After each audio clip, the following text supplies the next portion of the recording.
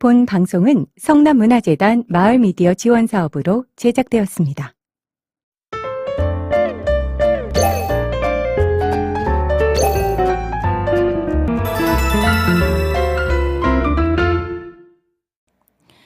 화성과 성남의 시민미디어팀이 함께 만드는 지역연계 프로그램 화성남톡 2025년에도 어김없이 찾아왔습니다. 1편에 이어서 이번 2편에서는 재미있는 지역 축제 이야기를 나눠보려고 합니다. 안녕하세요. 2편의 진행을 맡은 저는 화성시민미디어 제작단 동탄마을공동체 마을활동가 김영입니다. 올해도 두 지역이 만나 공통 주제로 다양한 이야기를 나누게 되었는데요. 그래서인지 이 방송이 더 의미 있게 느껴지네요. 2편에서 함께 축제 이야기를 이어갈 두 분과도 다시 인사 나눌게요. 안녕하세요. 안녕하세요. 네, 1편에 이어서 2편에서도 두 분 목소리로 이야기를 들어보도록 하겠습니다. 1편에서도 말씀하셨겠지만 간단하게 또 본인의 소개와 팀 소개 한번 다시 부탁드릴게요. 안녕하세요. 라울림의 권수진입니다. 라울림은 라디오로 세상에 전하는 울림이라는 뜻이고요. 2013년 성남 시민제작단으로 시작해서 지금까지 활동을 이어오고 있는 팀입니다. 성남에는 성민회라는 성남 마을미디어 네트워크 협의회가 있는데요. 저희는 11개 팀이 있고 각 팀이 팀 활동과 함께 만드는 연합 프로젝트를 진행하면서 도와가고 발전을 해나가는 팀들로 마을미디어 생활을 하고 있습니다. 역사가 깊은데요. 자, 우리 동탄팀도 한번 소개 부탁드리겠습니다. 네, 안녕하세요. 1편에 이어 2편에서도 출연한 동탄마을 공동체 마을활동가 금미선입니다. 제가 어쩌다 보니까 시민미디어 제작단 활동 외에도 여러 가지 활동을 겸하고 있는데요. 그 중에 하나가 화성시 시티투어 안내자예요. 네, 그래서 화성의 볼거리와 즐길거리를 구석구석까지 알게 되더라고요. 이 편에서 지역 축제 이야기를 나눈다고 하니까 할 얘기가 무궁무진할 것 같습니다. 더 신나실 것 같은데요. 네. 자, 이제 본격적으로 내 이야기를 들어볼까 합니다. 지자체마다 지역의 역사와 문화, 그리고 또 계절에 따라 정말 다양한 축제들이 열리고 있는데요. 워낙 축제가 요즘 많다 보니까 구색 맞추기다, 천편일률적이다 등 부정적인 시선도 있는 게 사실이긴 합니다. 그 중에서 또 지역에서 시작해서 또 전국적인 축제로 성장한 사례들도 있어요. 예를 들면 최근에 김천의 김밥 축제처럼요. 가보셨나요? 혹시? 아니요, 얘기만 들었어요. 네, 얘기만 들으셔서 저도 궁금해요, 선생님. 네, 그렇다면 화성과 성남을 대표할 수 있는 축제로는 또 어떤 게 있을까요? 또 먼저 화성의 이야기부터 한번 부탁드려 보겠습니다. 네. 화성에도 지역 곳곳에서 열리는 다양한 축제가 있습니다. 네, 그 중에서 화성의 대표 축제로 두 가지를 소개하려고 해요. 하나는 매년 6월 개최되는 화성 뱃놀이 축제, 또 하나는 10월에 열리는 정조 효문화제, 이 두 가지인데요. 두 축제는 화성 지역의 특성과 문화를 가장 잘 보여주는 대표 축제라고 할 수 있습니다. 성남에도 축제들이 있는데 저는 오늘 가을에 있는 축제들을 소개하게 된 것 같아요. 가을에는 일단 10월쯤에는 모두 모여 모란이라는 모란시장 중심으로 한 축제가 있고요. 그다음에 성남 페스티벌이라고 하는 저희의 도시의 과거와 전통 그리고 미래까지 이어가는 대표적인 축제를 소개해드리려고 합니다. 오, 그렇군요. 두 분의 축제의 그 네이밍만 봐도 뭔가 호기심을 불러일으키는 그런 네이밍인 것 같아요. 이 궁금증을 이제 하나하나씩 이제 풀어주셔야 할 텐데 먼저 화성의 뱃놀이 축제부터 부탁드려보겠습니다. 네. 아까 1편에서도 말씀드렸듯이 화성은 신도시뿐만 아니라 산과 들, 늪지, 바다까지 모두 품고 있는 복합도시잖아요. 서해 전곡항에서 열리는 화성 뱃놀이 축제는 올해로 벌써 15번째를 맞이했습니다. 2008년도 경기도 세계 요트 대회와 국제 보트쇼를 출발로 해서요. 지금은 수도권 최대의 해양 문화제가 됐다고 하더라고요. 네, 매년 6월 첫째 주에 3일 동안 개최되고요. 축제 기간에는 평소 접하기 어려운 해양 레저 스포츠를 저렴한 비용으로 즐길 수 있어서 다른 지역 분들도 많이 찾아오고 있다고 합니다. 넓은 서해 바다를 누비는 유람선 탑승과 요트 체험이 가능하고요. 어린 자녀를 둔 가족이라면 갯벌 체험, 물놀이 등 다채로운 체험 프로그램도 즐길 수 있습니다. 전곡항에서 서해랑 케이블카를 타면 제부도로 넘어가는데요. 제부도에선 모세의 기적이라고 불리는 바닷길과 화성 8경 중 하나인 서해의 낙조를 감상할 수 있습니다. 낙조가 정말 아름답거든요. 아까 일부에서 사회자님이 낙조가 되게 아름답지 않아요? 막 이렇게 물어보셨는데 정말 아름답습니다. 꼭 한번 오시면 좋을 것 같고요. 지난해는 화성이 국가지질공원으로 지정이 됐는데요. 네, 화성지질공원의 탐사 프로그램도 연계돼 있으니까 함께 즐겨보시면 좋을 것 같습니다. 굉장히 다양한 프로그램들이 준비되어 있는 것 같습니다. 성남은 또 어떠실까요? 어떤 대표 축제가 있으신지요? 네. 저는 일단 뱃놀이 축제라고 해가지고 네네네. 뭔가 이렇게 어기여차 약간 그런 배를 생각하고 있었어요, 사실. 맞아요, 약간 맞아요. 전통적인 무슨 배 이런 걸 타는 건가 생각했는데 요트 체험이라고 하니까 제 약간 예상을 뒤집으면서 약간 뭐랄까 더 세련된 느낌이 갑자기 오더랄까 뭐 마이애미 막 이런 느낌이 든다 그럴까 그런 생각이 좀 들었고요. 저는 약간 전통적인 시장으로 돌아갈 텐데 성남 모란 오일장이라고 수도권에서 최대 규모라고 하는 오일장이 있는데요. 약간 이제 남아있는 시장의 전통을 살리는 그런 모두 모여 모란이라는 축제입니다. 올해는 10월 29일에부터 열렸고요. 성남시 중원구에 위치하고 있고 성남시장역은 지하철로도 오시기 편한 곳이에요. 그래서 이번에는 상인과 시민이 함께 즐기는 화합의 장으로 마련이 되었는데 지역 상권 활성화가 사실 목표이긴 하죠. 네, 그렇게 해서 전통과 현대가 어우러지는 다양한 공연과 전통시장 특유의 정취를 재현한 전통예술 공연도 진행이 되었고 그래서 어르신들에게는 향수를 불러일으키고 젊은 세대한테 요새 레트로가 유행이잖아요. 그래서 젊은 세대들한테는 색다른 문화체험을 제공했다고 하겠습니다. 시민 참여형 부스도 있었는데요. 지역의 유관기관과 병원도 참여를 해서 시정 홍보, 그다음에 시니어 건강 체크 이런 것도 했고요. 그다음에 방문객 누구나 즐기실 수 있는 여러 가지 450여 개 점포가 참여하는 행사라고 할 수 있겠습니다. 모란장을 살짝 소개시켜드리면 모란장은 4일, 9일 이렇게 열리는 5일장이고요.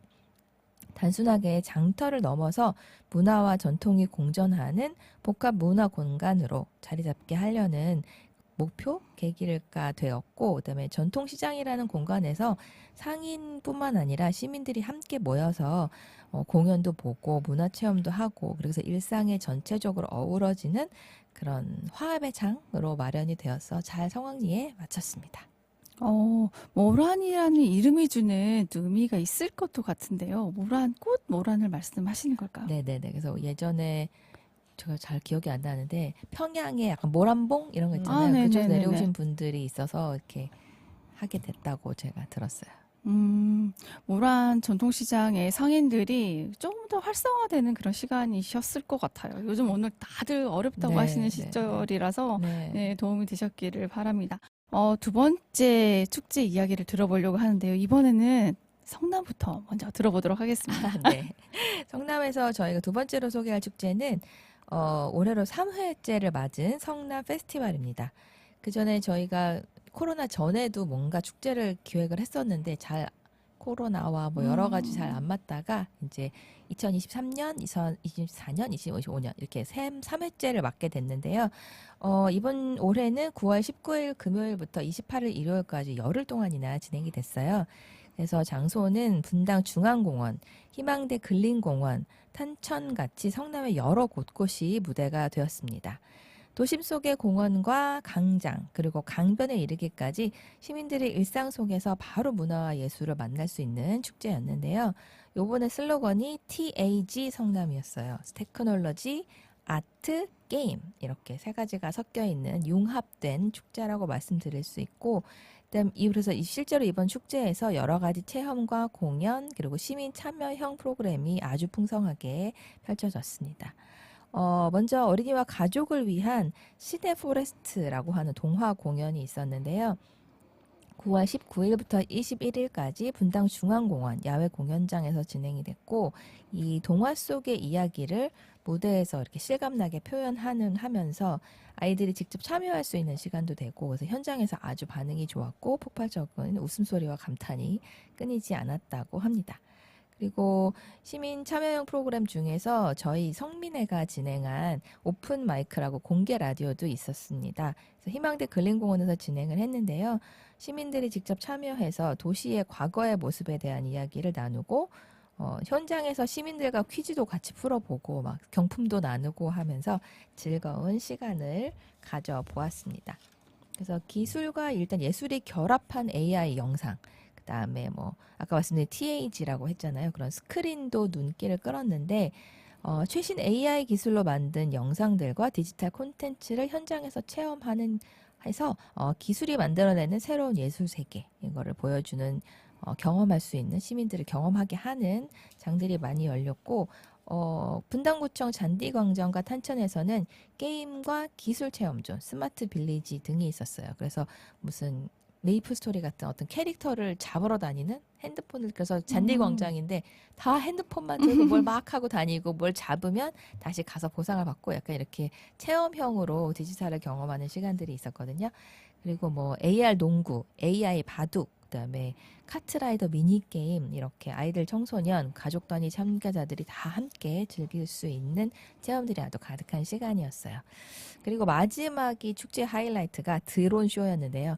비욘드 더 스타라고 해서 밤하늘에 수천 대의 드론으로 아주 별들이 춤추는 것 같은 장관을 펼쳐져서 기술과 예술의 결합을 잘 보여줬다고 생각을 하고, 또 시민이 참여했던 거 다시 하나 말씀드리면, 저희가 이번에 1000명 합창단이라는 거를 했어요. 그래서 누구든지 참여하시고 싶은 분들 1000명이 모여서 합창을 같이 하는 시간이었어서, 저희가 지금 여기 방송하고 있는 여기 아트센터 위에서 같이 모여서 연습도 하고, 처음에 할 때는 좀 어렵다 이렇게도 했었는데, 올라가신 분들이 연습할 때 너무 어려웠는데 하고 나니까 정말 너무 좋았다. 그리고 이제 시민들이 다 이렇게 합창단 옷을 입고 나가서 노래를 하는 게 쉬운 경험은 아니잖아요. 그래서 그렇죠. 자기가 이렇게 하면서 페스티벌에 정말 참여했다는 그런 뭐랄까 자부심, 뿌듯함이 가득하시더라고요. 그래서 너무 좋았다고 말씀을 하셨어요. 그래서 성남 페스티벌이 이렇게 다채로운 프로그램들이 많았고, 그다음에 그냥 도시 어디든지 무대가 될 수 있다. 그리고 시민들이 직접 보고 듣고 체험하고 함께 만드는 축제다. 저희가 하는 저 성남 페스티벌은 이렇게 소개를 해드릴 수가 있겠습니다. 10일의 페스티벌. 성남이 들썩들썩거렸을 것 같은데요. 네, 맞아요. 네, 1000명의 그 시민들이 같이 합창을 하셨다는 거는 정말 쉽지 않은 일일 것 같은데, 네. 정말 1000명이 그 한 무대에 함께 하셨을까요? 아마 제가 알기로는 이렇게 플랜카드를 붙여서 이제 모집을 했거든요. 근데 아주 일찍 마감이 됐다고. 네, 서로 하시겠다고 하는 분들이 되게 많았다라고 알고 있습니다. 못 본 게 너무 아쉽네요. 네, 이어서 화성에 또 지지하는 또 두 번째 축제, 네, 소개 부탁드리겠습니다. 네, 화성의 두 번째로 소개하고 싶은 축제는 정조 효문화제와 정조대왕 능행차입니다. 네, 이 행사는 매년 9월 말이나 10월 초에 이틀간 열리는데요. 2013년부터 시작해서 지금까지 이어져 오고 있습니다. 사실 화성시는 정조와 뗄래야 뗄 수 없어요. 조선의 22대 왕 정조 하면 보통은 수원의 화성 행궁을 떠올리거든요. 근데 정조와 사도세자가 잠들어 있는 윤건능이 바로 화성시 안영동에 있습니다. 이 윤건능 일대와 바로 옆 정조효 공원에서 펼쳐지는 정조효 문화제는요, 정조의 깊은 효심을 되새기고 조선의 발자취를 느껴보는 역사 문화 축제이자 남녀노소 함께 즐기는 가족 축제이기도 합니다. 특히 정조대왕 능행차는 서울 경복궁을 출발해서 화성 육릉에 이르기까지 250년 전에 정조대왕이 거쳐간 코스 그대로를 서울 경기의 해당 지자체들이 공동 제안하는 행사인데요.